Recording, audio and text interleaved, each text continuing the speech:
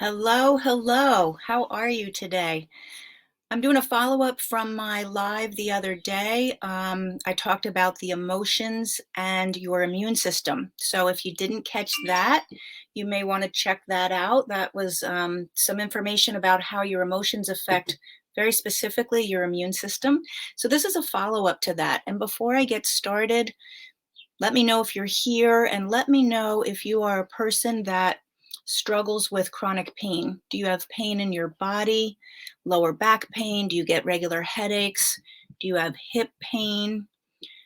Also, do you have digestive issues or instead of? Maybe you have both. I did. But maybe your issue is digestive issues. You can't eat a lot of different foods. You cut out a lot of stuff from your diet. Maybe you always feel bloated and uncomfortable. So, if any of that is you, I have information that I want to share with you today because, as I said, all of that was me. Arthritis in my hips, lower back pain, a lot of digestive issues.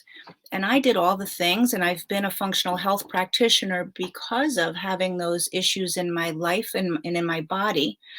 And what I learned in my journey is that the biggest thing that I could do was address my emotions. So, in part one, when we did the emotions and the immune system, we talked about how the thymus gland is located right here under your breastbone, part of where your heart is, and how that thymus gland produces immunoglobulins called IgAs that help fight bacteria, viruses, etc. So that was how energy coming into this area of your body, which is your heart, will help turn that thymus on. It will help trigger that, give it the energy to do its job, really.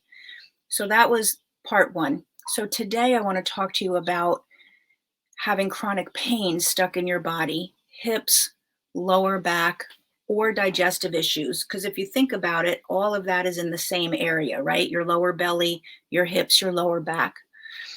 And so when we think of energy coming up into the area of the heart and getting that thymus going, there's also energy that is stuck in our lower body.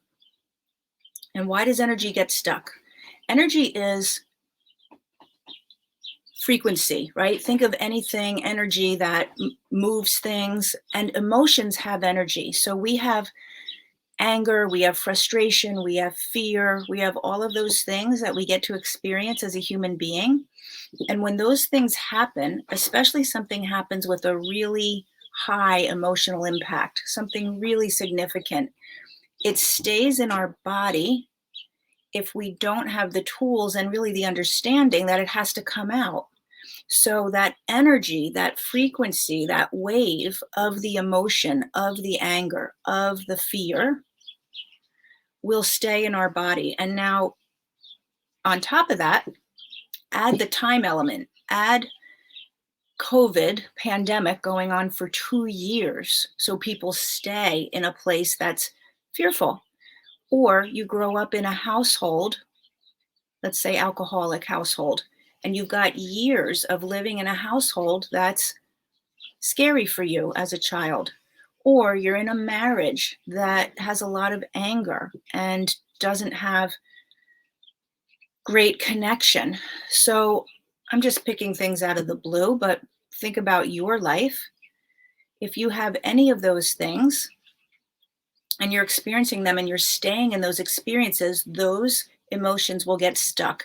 Now, I first heard of this probably 20 years ago. If you've ever heard Dr. John Sarno, Sarno, he's passed away now, but he's a physician. He was at NYU Medical Center. He wrote a book about pain being stuck in the body and back pain. He was actually in the pain and rehab department at NYU Medical Center. And he wrote this book because as he was seeing patients over and over and over, what he saw was a lot of their pain had to do with anger. So he wrote this book, and I don't even remember, I think it might have been written in the 80s. He was actually ridiculed by his colleagues, right? So you have these other physicians and medical scientists in New York and wherever, and they laughed at him but he stuck with it. And he was one of the first people in modern medicine to say, listen, I'm working with these patients and they have pain in their body that we can't get rid of. And it's not until we address their emotions. So I had heard of this well over 20 years ago and kind of wove it into my experience and in my life and in my education and my career to some degree. And I mostly did a lot of the other conventional things first, which maybe you've done. So I mostly did the diet changes. I did the anti-inflammatories. I did the physical therapy, all of that.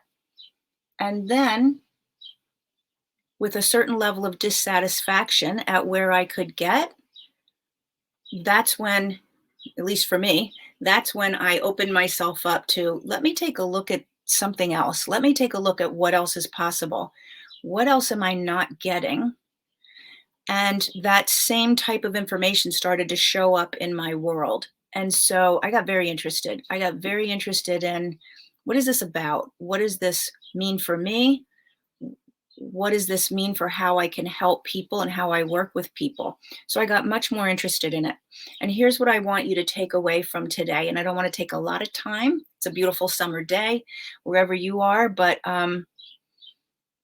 we have energy centers throughout our body. Each of these energy centers is like its own little electrical circuit panel, right? So we use energy to make our body run, to use the systems of our body. And each of these energy centers that go up through our body have their own glands, they have their own chemicals, they have their own hormones, they have their own nervous system. And you could even say they have their own little mini brain. So they do the job of their center where they're located in your body, and they communicate information up to the other centers, to their hormones and chemicals and glands and all of that. So each center is communicating to the other. Now, in the area of your lower back, your hips, and your digestive system, and even you could say your adrenals sit above your kidneys. So that's a little bit higher in your back, but back pain, middle back pain, lower back pain, that area is where the energy center lives that governs digestion, and it also governs stress, right? It also governs your adrenals are where you make cortisol when you're in fight or flight. And it's your survival down here in the lower centers. That's where when we're just working on surviving, when we are just trying to get through the day. And in modern times, that doesn't usually mean our life is threatened. Sometimes it does, but most of the time we're just trying to get through our day because of financial issues, overbooked schedules, arguments that aren't resolved, kids who are challenging us, right? It's not because somebody's really threatening our life, yet it's the same thing to our body. And so when we have those emotions that are produced when you're in those types of situations, that emotion, that energetic frequency stays in that energy center. It's an energy center. The emotion has energy and energetic frequency to it. So over time, if you have not processed out and released your emotions from your childhood, your emotions from people who hurt and betrayed you, your emotions from anything. Hi, Dan. Oh, good. I'm glad it makes sense. It did to me when I was finally ready to hear it. So that's why I'm sharing it with you. But when you have that, it will stay in the actual tissues of the body. It will disrupt those energy centers, which is why it affects digestion. And when I did part one about the emotions in the immune system, I did talk about digestion because the digestive tract is where 70% of your immune system lives. That's the interface between the outside world and the inside world, right? Is the lining of your gut. That's where stuff comes in. And so when that digestive system is interrupted, out of balance, the immune system is going to be out of balance. So it's digestion and it's where a lot of people hold chronic pain. Now, you can hold pain in other parts of your body. You can have neck and shoulder pain. You can get chronic headaches. It's the same thing. All right. Your body maybe put it in a different place. For most people, it will go here into these survival centers that, eating is necessary for survival. Fighting is necessary for survival. So those are the energy centers at the bottom of your torso. And that's where the energy often gets stuck. So I just wanted to make sure that I pointed that out to you. If you've been on a journey and you're not making any headway, or you're making headway, but you're not getting to the place where you want to be, which was me. I definitely made headway. I definitely got better in many ways, but I also knew there was a level that I wanted to operate at and I wanted to live at that I wasn't achieving. And what was so amazing is when I took it on because of a physical reason, a health issue, other things in my life also changed. Because when you're holding on to those emotions, when you have stuck emotions from childhood or 20 or 30 years ago, it does affect the rest of your life. It doesn't only affect your physical body. It's not just your digestive system or you've got pain. It also affects your communication with other people because you're going to withhold things out of past experiences. People don't listen to me. Oh, I have to do it all myself. So you're just going to suck it up and do it. You're going to white knuckle it through. Um, it also contributes to people guarding their heart. And I talked a little bit about this on Tuesday because I was talking about the thymus gland again. But we get guarded in our heart when we've been hurt, when we've been angry, when somebody's betrayed us. And when we're guarded in our heart, we stop the energy from coming into that area. So, energy, there's these 7 energy centers, and they need to work together and they need to communicate and they need to move energy from one to the other, up and down. And when we guard our heart and block it off, we're going to disrupt everything else. And when we guard our heart, it affects our relationships, right? So that was the really cool thing that I learned. I was motivated to get into this for myself because of my physical body, but I had the side benefits of changing so much in my life, which is why that's what I do now is work with women. And when we say reinvent your life, because it really is what's possible when you break down that hard armor, what's possible when you release those emotions, what's possible when you see things outside of you in a completely different way because you've now allowed energy to flow, because you've released that. And so the last thing I'm going to leave you with is this is a quote from Dr. Joe Dispenza. So I don't want to take credit for it, but I wanted to make sure I remembered it to share with you. And what he said is memories without the emotion are wisdom. So when memories still have that emotional charge to them, we still get upset when we think about it. We still get teary when we remember things from our childhood. The emotion is still there. But when we release that emotion, we still have the memory. It's not like the thing didn't change or we forgot it.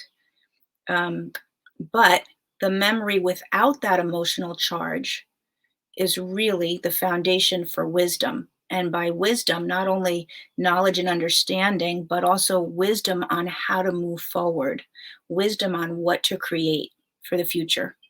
Okay, so that's what I want to leave you with. If you have any questions, I would love to hear them. Thank you. I hope I'm saying your name right, Dan, for commenting, because then I know somebody's really out there. And I'll hop on almost every day with something, not a lot of your time. Sometimes they're longer, sometimes they're just a couple of minutes to check in. But it makes most sense if I do that with topics that you are interested in. So let me know what those are, okay? All right, have a great day. If you're struggling with body pain, you might want to check out that book by Dr. Frank Sarno, which I should have had the name of it ready for you, but it's something like Back Pain and Anger. He really relates back pain to anger specifically. But you could look up Dr. Sarno and you'll find the book. And that could be a place to start. But there's also much more recent resources. And I'd like to say that I'm a resource because it's been a huge place where I've taken my education and my training and my work. So reach out and let me know. Okay? Have a great rest of your day, and I'll see you soon. Bye.